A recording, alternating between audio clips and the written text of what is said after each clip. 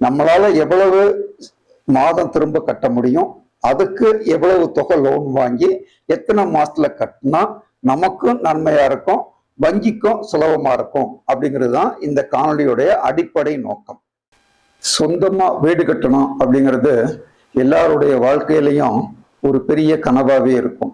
அந்த கனவை நனவாக்குறதுக்கு நம்ம வீடு கட்டலான்னு முடிவு பண்ணி ஒரு வங்கிக்கு போனோம் அப்படின்னா எவ்வளவு தொகை வேணும் அப்படின்னு கேட்கறதுக்கு பதிலா அவங்க நம்மகிட்ட உங்களுடைய வருமானம் எவ்வளவு அப்படின்னு கேட்பாங்க. அது மாத வருமானமா வருட வருமானமா எதா இருந்தாலும் அதுக்கு நம்ம கிட்ட சேலரி சர்டிபிகேட்டோ இல்லை இன்கம் டேக்ஸ் சர்டிபிகேட்டோ இருக்கோ அப்படின்னா அதனுடைய அடிப்படையில தான் உங்களுடைய கடன் தொகை முடிவு செய்யப்படும். நம்ம 10 லட்சம் ரூபாயிலையும் வீடு கட்ட முடியும், 1 கோடி ரூபாயிலையும் வீடு கட்ட முடியும். ஆனா நம்மளால என்ன திருப்பி கட்ட முடியும் அப்படிங்கிறத முடிவு பண்ணாதான் எவ்வளவுக்கு நம்மளால வீடு கட்ட முடியும் அப்படின்னு முடிவு பண்ணலாம். அதனால இடம் நம்ம கிட்ட இருக்கு, வீடு கட்டணும் அப்படின்னா நம்ம பங்கு கொஞ்சம் இருக்கணும், மிச்சத்தை பேங்க் தருவாங்க. இப்ப நம்ம ஒரு கணக்குக்காக 30 லட்சம் ரூபாய் லோன் வாங்குறது அப்படின்னு முடிவு பண்ணிடுறோம். இதுக்கு திருப்பி கட்டுறதுக்கு நமக்கு தகுதி இருக்கா அப்படின்னு நம்ம செக் பண்றப்போ எவ்வளவு வருஷத்துல இது நம்ம திருப்பி கட்ட போறோம் அப்படிங்கிறத முதல்ல முடிவு பண்ணணும். ஏன்னா பேங்கை பொறுத்தவரை 5 வருஷத்துல இருந்து 30 வருஷம் வரைக்கும் திருப்பி கட்டுறதுக்கான தொகை தர்றாங்க, இஎம்ஐ அது மாதிரி தர்றாங்க. ஆனா நமக்கு எது லாபகரமானது, நம்மளால எது முடியும் அப்படிங்கிறத முடிவு பண்ணிட்டு வாங்கினீங்கன்னா இந்த நீண்ட கால கடன்ல நிறைய தொகையை உங்களால வட்டிக்காக செலவழிக்காம சேமிக்க முடியும். ஒரு கணக்குக்காக 30 லட்சம் ரூபாய் லோனு, அதாவது வீட்டோட மதிப்பீடு அதோட கூட நம்ம பங்கு போக மிச்ச தொகை 30 லட்சம் ரூபாய். வட்டி விகிதம் இப்ப நடப்புல 7.5% 10.5 வரைக்கும் இருக்கு வேற வங்கியில. நம்ம கணக்குக்காக 8.5% அப்படின்னு எடுத்துக்கிறோம். அதாவது வருஷத்துக்கு 100க்கு 8.5 ரூபாய் அப்படின்னு கணக்கு எடுத்துக்கிறோம். இந்த 30 லட்சம் ரூபாய 8.5% வட்டிக்கு நம்ம கடன் வாங்குறப்போ மாதம் எவ்வளவு திருப்பி கட்டணும் அப்படிங்கிறது நம்ம எத்தனை வருஷத்துல கட்ட போறோங்கிற அடிப்படையில தான் முடிவாகுது. 5 வருஷமா, 10 வருஷமா, இல்ல 20 வருஷமா, இல்ல 30 வருஷமா அப்படிங்கிறத நம்மளுடைய வருமானத்தின் அடிப்படையில முடிவு பண்ணலாம். இப்ப முதல் கணக்கா 10 வருஷம் அப்படின்னு எடுத்துக்கிட்டோம் அப்படின்னா மாத தவணை எவ்வளவு, மொத்தத்துல நம்ம எவ்வளவு கட்ட போறோம், அதுல அசல் எவ்வளவு, வட்டி எவ்வளவு அப்படின்னு நமக்கு முன்கூட்டியே தெரிஞ்சதுன்னா நம்ம எவ்வளவு வட்டியா கட்டுறோம் அப்படிங்கிறத கணக்குல எடுத்துக்கிட்டு இது சரிதானா, நம்மளால முடியுமா அப்படின்னு முடிவு பண்ணலாம்.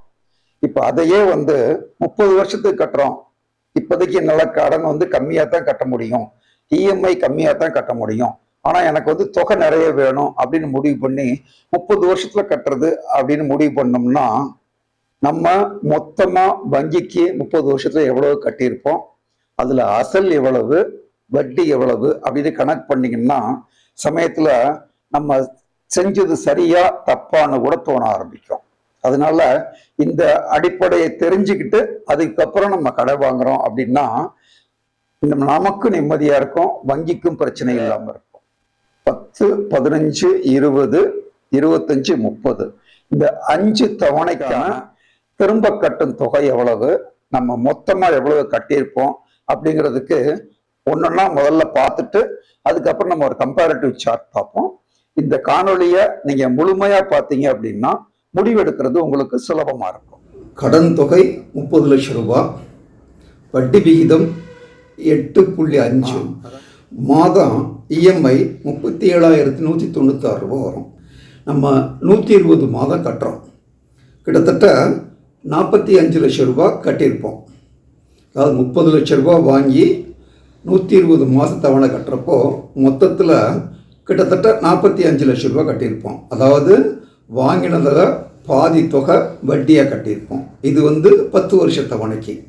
அடுத்தது 15 வருஷ தவணை. இஎம்ஐ அமௌண்ட்டு 29,542, 180 மாதம் கட்டுவோம். மொத்தத்தில் 53,17,000 ரூபா, 53,17,000 ரூபா நம்ம திரும்ப கட்டியிருப்போம். வாங்கின அசல் 30 லட்சம், திரும்ப கட்டியது 53 லட்சம், அதாவது கிட்டத்தட்ட 23 லட்சம் நம்ம வட்டியாக கட்டியிருக்கோம். அடுத்தது 20 வருஷ தவணை அப்படின்னு எடுத்துக்கிட்டிங்கன்னா இஎம்ஐ அமௌண்ட்டு 26,035 ரூபா. நம்ம கட்ட வேண்டிய மாதம் 240. மொத்தத்தில் 62,48,000 ரூபா. 62,48,000 ரூபா நம்ம கட்டியிருப்போம். வாங்கினது 30 லட்சம், திரும்ப கட்டினது 62.48 லட்சம். அதாவது 32.5 லட்சம் நம்ம வட்டியாக கட்டியிருக்கோம். அடுத்தது 25 வருஷம் இஎம்ஐ அமௌண்ட்டு 24,157. கட்ட வேண்டிய மாதம் 300. அதாவது 25 வருஷங்கிறதுனால 300 மாதம். மொத்தமாக நம்ம இந்த ஈவுத்தொகையை கட்டுறப்போ 72,47,000 ரூபா நம்ம கட்டியிருப்போம். அதாவது இந்த 25 வருஷத்தில் இஎம்ஐயை நம்ம ஒரே தொகையாக கட்டிட்டு போகிறப்போ மொத்தத்தில் 72,47,000 மொத்தத்தில் கட்டியிருப்போம். வாங்கினது 30 லட்சம். அதனால் 42 லட்சம் ரூபா வட்டியாக கட்டியிருக்கோம். 30 வருஷ தவணை அப்படின்னு கணக்கு எடுத்துக்கிட்டிங்க அப்படின்னா 360 மாதம் கட்டணும். ஒரு மாத இஎம்ஐ 23,067 ரூபா. 360 மாதத்தில் நம்ம கட்டக்கூடிய தொகை 83 லட்சம். தலை சுற்றுதா? வேறு வழி இல்லை. தொகை கம்மியாக கட்டினாலும் பீரியடு கூட வர்றதுனால நம்ம வாங்கினது 30 லட்சம், கட்டுறது 83 லட்சம். அதாவது 53 லட்சம் ரூபாய் நம்ம வட்டியாக கட்டியிருப்போம். இதெல்லாம் எதுக்காக இந்த கணக்கு அப்படின்னா, நம்ம தேவைக்குத்தான் கடன் வாங்குகிறோம்.